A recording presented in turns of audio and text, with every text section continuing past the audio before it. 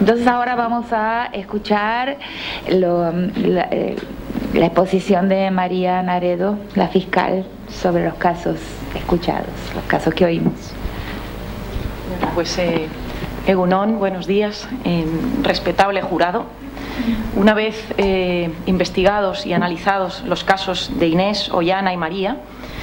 esta Fiscalía presenta acusación contra los Estados español y colombiano y pide su condena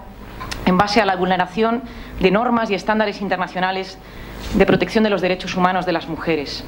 Ambos Estados, tanto el español como el colombiano, han ratificado los principales instrumentos internacionales de protección de derechos humanos de las mujeres y especialmente la vulneración se basa sobre todo en instrumentos, tratados vinculantes como la Convención para la Eliminación de todas las formas de discriminación contra la mujer, la CEDAW, según sus siglas en inglés, la Convención contra la tortura o el Pacto Internacional de Derechos Civiles y Políticos. Pero también me voy a referir a la vulneración de otros instrumentos de índole regional, como por ejemplo en el caso latinoamericano, la Convención Interamericana para prevenir, sancionar y erradicar todas formas de violencia contra la mujer, la Convención de Belém do Pará, o en el caso de la región europea, las directivas de la Unión Europea, tanto sobre víctimas de trata como sobre víctimas de abuso sexual infantil, y también, bueno, el recientemente aprobado, digamos, el Convenio Europeo para la prevención y eliminación de la violencia contra la mujer.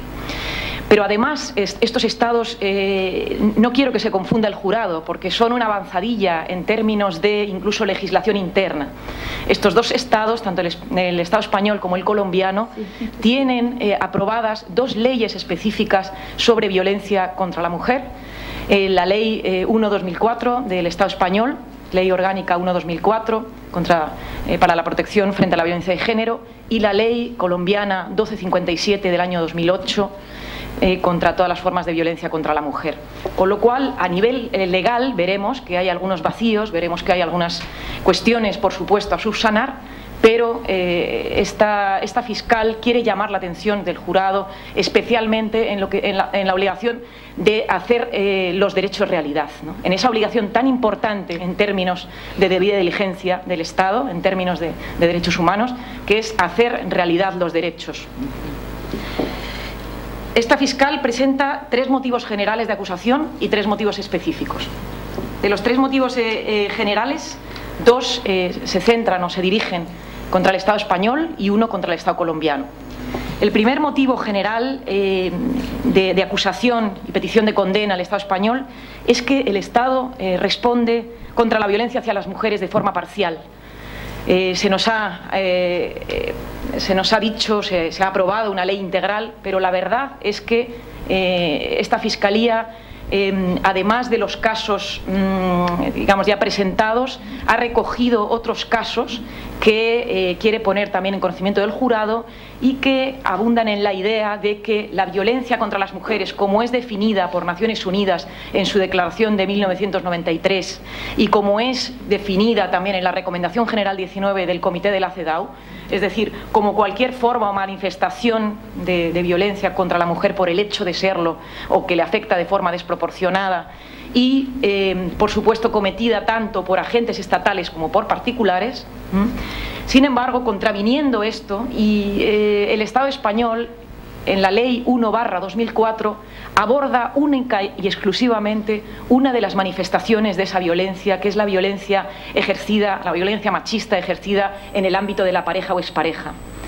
Está bien el hecho de que se quiera legislar de una manera, digamos, más específica o más desarrollada un determinado tipo de violencia, pero esta Fiscalía quiere convencer al jurado de que eso lo que ha supuesto ha sido un impacto en términos de invisibilización e inacción frente a toda una serie de violencias contra las mujeres por el hecho de serlo y que les afectan de forma desproporcionada, que no están en esa ley. Las niñas abusadas por sus propios padres no están en esa ley y están siendo fruto, digamos, de una inacción y de una falta de diligencia. La violencia sexual en general, incluida la violencia sexual como tortura, tampoco está contemplada en esa ley. Los feminicidios contra mujeres que no son consideradas novias, esposas, exparejas o parejas, también, digamos, tampoco están consideradas en esa ley y son tratadas sin el debido enfoque de género y sin la debida contextualización. Aquí tenemos uno de los casos que ha querido traer esta Fiscalía, es el caso de Nagore Laffage, de Navarra, 7 de julio de 2008, en el cual fue un caso de feminicidio y brutal agresión que, a pesar de que el enfoque de género tenía que haber estado presente porque esa agresión se produjo por el no sometimiento de Nagore a una serie de peticiones sexuales y precisamente por abundar en su autonomía y libertad, no ha sido la justicia, no ha sido tratado ese caso como un caso de violencia de género y la justicia ha negado ese enfoque. Pero en general, le digo, la inacción por parte del Estado no es solo el que no haya una ley, la ley exista solo para esa violencia en pareja o expareja, sino que es que para estas otras formas de violencia no existe ni siquiera un plan de acción, cosa que es recomendada desde los instrumentos internacionales, declaraciones, etcétera, etcétera. Con lo cual, ese es el primer motivo, digamos, de acusación. El segundo motivo de acusación para el Estado español es que no cumple con la prohibición de no discriminación. Es decir, la prohibición de no discriminación es la piedra angular del sistema internacional de derechos humanos. Y en el Estado español sigue habiendo sectores de mujeres especialmente desprotegidos solo por el hecho de pertenecer a un determinado sector, por ejemplo, como las mujeres migrantes, solo por tener o no un papel, por tener una situación, digamos, de extranjería determinada, son discriminadas en su acceso efectivo a la protección cuando son víctimas de violencia de género. Ahí está la recomendación, la preocupación, mejor dicho, del Comité para la eliminación de todas las formas de discriminación racial al Estado español, diciéndole que el hecho de que en la ley de extranjería española todavía exista un peligro para que las mujeres que denuncien violencia de género y contacten con la policía, que ese contacto suponga para ellas una orden de expulsión, eso es una discriminación. Pero por otro lado, la acusación también ha traído otros casos vinculados a la violencia de agentes estatales sufrida por Ollana, que son los casos también de mujeres extranjeras que en los CIES, en los centros de internamiento de extranjeros, denuncian abuso sexual, denuncian violencia sexual. Ha habido dos casos en el Estado español, digamos, relativamente recientes. Del 2006, el caso del CIE de Málaga de Capuchinos. 10 mujeres fueron víctimas y testigos de abusos sexuales, de las cuales fueron expulsadas de manera fulminante e inmediata 7 de ellas. Con lo cual, ahora mismo nos encontramos con que todavía no ha habido juicio en ese caso y nos encontramos con que se presagia la total impunidad por falta de prueba. Pero también el CIE de Valencia, Zapadores, otro abuso sexual con expulsión fulminante de la víctima sin poder ni siquiera testificar en un juicio.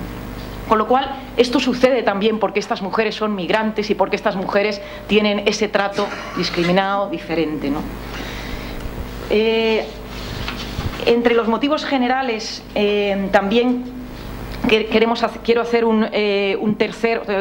referirme a un tercer motivo que afecta tanto al Estado español como al colombiano, y es el derecho de todas las mujeres a obtener reparación, de todas las mujeres víctimas de violencia. La Recomendación General 19 es muy clara en este sentido e insta a los Estados a establecer cauces de reparación, incluyendo, por supuesto, como los estándares internacionales marcan, la indemnización, la restitución y rehabilitación, la satisfacción, lo que implica la verdad y la verdad publicitada, y las garantías de no repetición.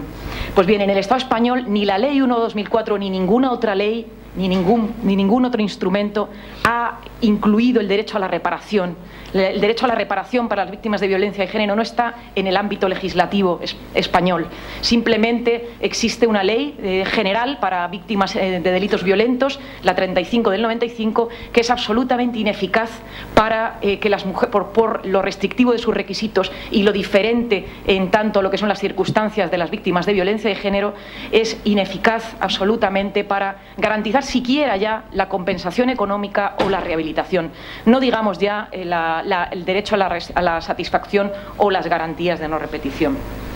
En el Estado colombiano se avanzó legislativamente, ahí están dos leyes, está tanto la Ley de Justicia y Paz, ya mencionada, como la Ley de Víctimas y Restitución de Tierras del 2011. Sin embargo, tanto una por el hecho de no reconocer al Estado como garante último de la reparación, la Ley de Justicia y Paz, y ceñirlo a la cuestión meramente monetaria entre víctima y agresor, y la Ley de Restitución de Tierras y de Víctimas y Restitución de Tierras por dejar, digamos, sin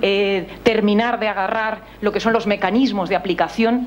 sucede que en Colombia tampoco el derecho a la reparación está siendo una realidad, lo cual se constata a partir de casos que han llegado también a manos de esta fiscal.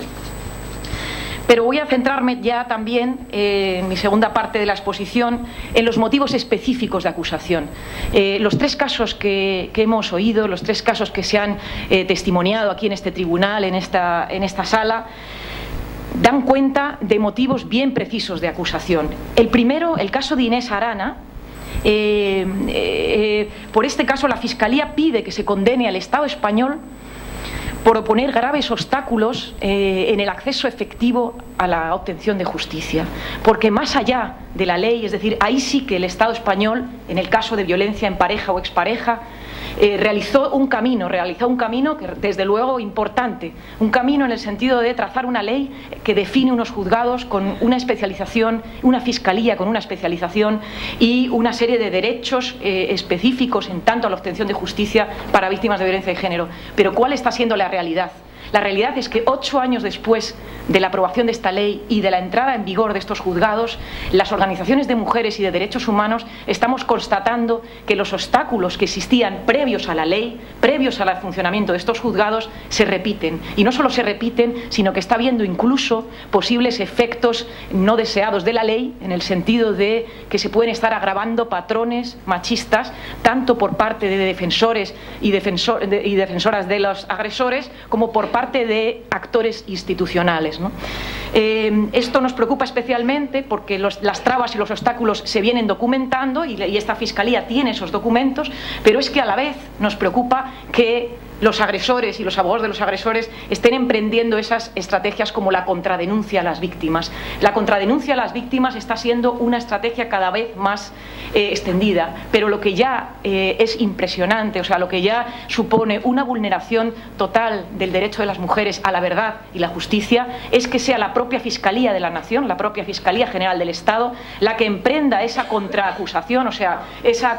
la que en este caso, lejos de ir a desenterrar, digamos, la base del iceberg que implica la violencia habitual que vivió Inés, la violencia habitual que se nos ha relatado, es decir, que más allá del ojo morado, del forcejeo puntual, hubo una violencia habitual sufrida por esa mujer, lejos de investigar eso, la Fiscalía lo que hace es acusar a Inés, ¿no? Creemos que es lo opuesto a lo que tiene que ser una justicia con enfoque de género y pone de relieve, desde luego, que en el Estado español, más allá de la ley, que si no se aplica es un mero papel, las mujeres siguen teniendo gravísimos obstáculos en su acceso a la justicia. En el caso de Ollana, desde luego acusamos y pretendemos que se condene al Estado español porque es un caso que pone de relieve absolutamente que en el Estado español no existe prevención real contra la tortura y menos aún existe, como dijo el relator especial de Naciones Unidas en su informe de 2008, una incorporación del enfoque de género en todo lo que es la lucha contra la tortura. Ahí hay un informe del relator fundamental que insta a los Estados a incorporar, para velar, como dice el relator, porque el marco de protección contra la tortura se aplique sin olvidar las cuestiones de género a fin de fortalecer la protección de las mujeres frente a la tortura. Vemos que en el caso de Ollana se pone de manifiesto que esto no está siendo así, aparte de porque esta Fiscalía quiere poner en conocimiento del jurado que no existe ningún tipo ni de plan de acción ni de protocolo específico para prevenir y erradicar la tortura sexista, la tortura con componente de género, ¿no?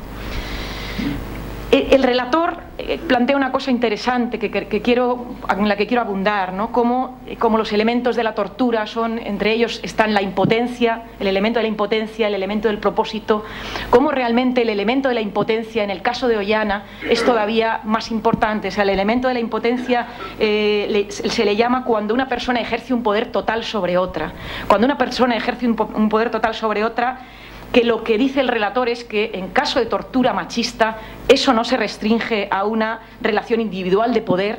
sino al impacto del poder estructural propio de las sociedades patriarcales, ¿no? Ollana, digamos, fue víctima de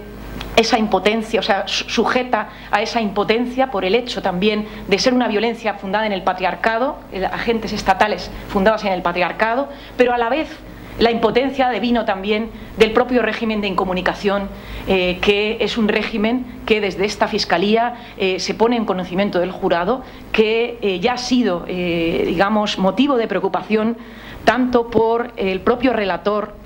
para la prevención de la tortura de Naciones Unidas, como por parte del Comité Europeo de Prevención de la Tortura, que en su último informe de 2013, bien reciente, en el cual está incluido el caso de Ollana, realmente pone de manifiesto lo pernicioso, las dificultades que existen para una prevención real con un mantenimiento del régimen de incomunicación de 5 días de detención. Por otro lado, también ni siquiera en el caso de Ollana se cumplieron las salvaguardas básicas que se exigen, más allá incluso de que exista el régimen de incomunicación. Los comités, especialmente el Comité Europeo para la Prevención de la Tortura, plantea la importancia de mantener una serie de salvaguardas, como es, por ejemplo, la comunicación a familiares, tanto del hecho de la detención como del lugar de la detención, la posibilidad también de designar un médico de su confianza que pueda explorar y hacer una segunda exploración aparte del médico forense, o la grabación en régimen de vigilancia con cámaras de todo lo que son las detenciones, ¿no?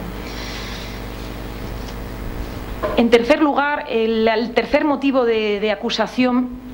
específico se dirige contra el Estado colombiano, y es porque el caso de María, que hemos escuchado, se suma a una larga lista de mujeres, de casos documentados y de mujeres que están en contacto con organizaciones de mujeres colombianas, con organizaciones de derechos humanos, y que han sufrido la violencia sexual en el contexto del conflicto armado por el hecho de ser mujeres, por el hecho de ser mujeres activas, de ser mujeres defensoras de los derechos de las comunidades, de otras mujeres. Eso es fundamental también tenerlo en cuenta, ¿no? El castigo a las mujeres defensoras, activas, etcétera, ¿no? Digo, el caso de María, si nos fijamos, los hechos que ella relata, iniciales sobre todo, y la violencia sexual, son del año 2002, 2003,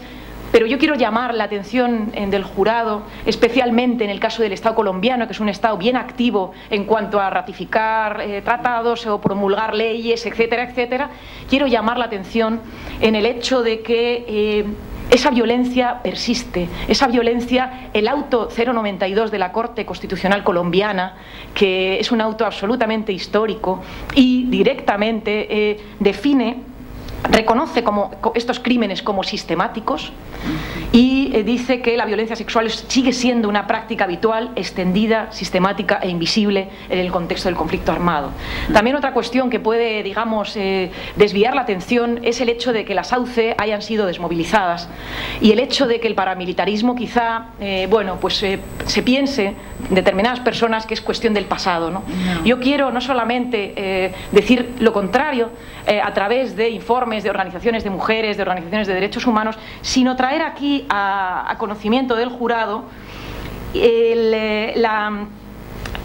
informe de la Fiscalía General de la Nación, que reconoce en su informe de gestión 2009-2010, publicado en el 2011, que tras la desmovilización de las AUC se ha creado la llamada tercera generación de estructuras paramilitares. cuyo principal objetivo sigue siendo retomar el control, no solo territorial, sino económico, logístico y social, en donde venían delinquiendo las AUCs. Es decir, en Medellín, en las zonas de actuación de las AUC, hay nuevas versiones de paramilitarismo que, digamos, que siguen sin ser puestas, siguen sin ejercerse la protección debida del Estado frente a esas nuevas amenazas. Total, un poco para concluir esta última parte del Estado colombiano, decir que esta Fiscalía, además, por supuesto, del caso de María, pero especialmente porque el caso de María, los hechos, digamos, violentos en cuanto a la violencia sexual y el primer desplazamiento son de hace más de 10 años, esta Fiscalía ha querido documentarse y actualizarse, precisamente, y ha acudido a informes de Human Rights Watch, Amnistía Internacional y de corporaciones y organizaciones de mujeres que en el año 2011-2012 han seguido documentando auténticas violaciones, por supuesto, con desplazamiento forzoso también, pero sobre todo la inacción en términos de realidad del Estado colombiano. Y no solo la inacción en términos de hacer realidad las leyes, sino también en términos de no formación exhaustiva, no rendición de cuentas por parte de los profesionales y las profesionales que están teniendo que velar por la aplicación de la ley. Y ahí está, por ejemplo, la cuestión de la policía, cuando las mujeres van a poner las denuncias, o la cuestión de la Fiscalía y la justicia, ¿no? Con lo cual, quería terminar diciéndoles, para concluir este motivo de preocupación y pasar ya a la solicitud, que entiendo que persisten e incluso se agravan en los últimos años patrones propios de la cultura patriarcal que sigue subvalorando y cosificando el cuerpo de las mujeres, y agravados por la militarización social que también, digamos, con esas transformaciones del paramilitarismo está haciendo, digamos, sigue siendo una realidad, ¿no? Por otro lado, se sigue confirmando que el Estado no garantiza la protección de las víctimas frente a nuevas agresiones, como pasó en el caso de María, ¿no? En los informes consultados por esta Fiscalía se documentan numerosos casos recientes de victimización continuada, incluso cuando la víctima había ya interpuesto una denuncia, ¿no? La falta de capacitación y de mecanismos de rendición de cuentas, que implica que entre las fuerzas y cuerpos de seguridad del Estado persistan prejuicios machistas y se sigan produciendo casos de mala praxis y desincentivo a las mujeres de denunciar. Y, por supuesto, las investigaciones derivadas de las denuncias, que siguen siendo deficientes y persisten altos índices de impunidad. Dicho lo cual, esta fiscal solicita al jurado, en primer lugar, que recomiende a los Estados, como resumen de todas las recomendaciones que les he incluido en el informe, en la acusación, en el escrito de acusación y en algunas que ya les he enviado, que los Estados asuman de verdad, realmente de manera efectiva el enfoque, marcos y obligaciones de derechos humanos como base para responder con la debida diligencia ante todas las formas y manifestaciones de violencia machista contra las mujeres, tanto cometidas por agentes estatales como por particulares. Desarrollar un plan de acción o estrategia que garantice que todas las medidas de respuesta contra las violencias contra las mujeres, incluida la tortura, se consideran expresión última de la discriminación por motivos de género. Pero garantizar, sobre todo, que esas medidas, fruto de la estrategia o del plan, se financien, se evalúen y se supervisen adecuadamente, y que las organizaciones de mujeres y sobrevivientes participan en la elaboración y evaluación de su eficacia. Por otro lado, en cuanto al Estado español, quería plantearles una solicitud, una recomendación para elevar al Estado, que es evaluar el funcionamiento de todo lo que es la parte de justicia, o sea, los juzgados de violencia sobre la mujer y todo lo que implica el desarrollo de la ley integral, de la ley 1/2004, en términos de verdad, justicia y reparación, en términos de obtención y acceso efectivo de justicia, ¿no? Por otro lado, hay una cuestión importante también, que es una recomendación específica en términos de tortura, que es que el Estado español debe, en el marco de una estrategia más amplia de prevención y de lucha contra la tortura, debe establecer medidas específicas de prevención de la violencia machista física, psicológica y sexual perpetrada por agentes estatales. Estas medidas deberían involucrar al menos las fuerzas de seguridad del Estado, forenses, fiscalía, abogacía y poder judicial. En el Estado español también nos parece interesante esta Fiscalía trasladarles la recomendación de que los mecanismos, que se dé cumplimiento a la recomendación de los mecanismos europeos e internacionales en materia de la eliminación del régimen de incomunicación como medida de prevención de la tortura. Como última recomendación dirigida al Estado colombiano, esta Fiscalía considera fundamental que se dirija el jurado al Estado colombiano diciéndole que más allá del papel y de la retórica legislativa quiere hechos, se necesitan hechos, formular y ejecutar una política pública que garantice el acceso efectivo a la justicia de las mujeres víctimas de violencia sexual, con la disponibilidad de recursos suficientes y con mecanismos de monitoreo efectivo, y que dicha política debería integrar medidas concretas de prevención y también de eliminación de todas las barreras o obstáculos de las mujeres a la justicia y a la reparación. Solamente 3 pronunciamientos respecto a los casos enjuiciados, y ya para terminar. Que se declare a Inés Arana que Inés Arana no cometió ningún delito por defenderse de la violencia de su agresor. Que se afirme que la defensa de las mujeres ante las agresiones machistas es un derecho fundamental que transgrede el rol patriarcal de sumisión y resignación frente a la violencia machista. Que Inés obtenga reparación por el perjuicio sufrido por la Administración de Justicia, que incluya actuaciones en los 4 ámbitos de responsabilidad del Estado: indemnización, restitución y rehabilitación, satisfacción y garantías de no repetición. Que se reabra la investigación en la causa penal iniciada por la denuncia de tortura policial formulada por Ollana y se proceda a investigar exhaustivamente los hechos, en espera del pronunciamiento del Tribunal Europeo de Derechos Humanos. En este caso, este jurado debería dictaminar la nulidad de toda instrucción realizada bajo sospecha de tortura. Y por último, que las autoridades reconozcan la reparación plena y efectiva a María como víctima de violencia sexual y de desplazamiento forzoso. Que las autoridades reconozcan la relación de la violencia sexual y el desplazamiento forzoso de las mujeres con la persistencia de valores patriarcales y militaristas que no toleran que las mujeres sean dueñas de sus propias vidas y que sean defensoras de sus derechos. Muchas gracias.